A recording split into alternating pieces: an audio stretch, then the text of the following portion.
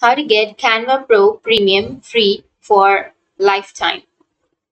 So if you want to get the Canva Pro Premium for free, then what you need to do is first you need to open up a browser, any browser that you're comfortable with.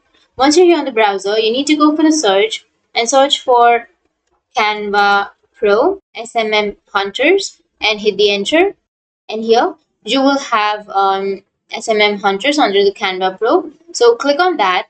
And once you're here, if you scroll down, here you will have activate Canva Pro, right? So let me tell you one thing, that before activating the Canva Pro, first you need to have a Canva account. So you need to have a regular Canva account. So create your account using your email, phone number, or anything.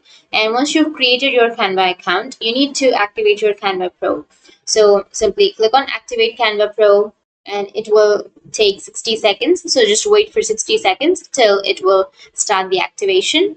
And after the activation, you will get the Canva Pro for free. So that's how you can get the Canva Pro. But if that doesn't work, then it means that there is no other option to get the Canva Pro subscription for free. You just need to pay, and you will get the Canva Pro subscription.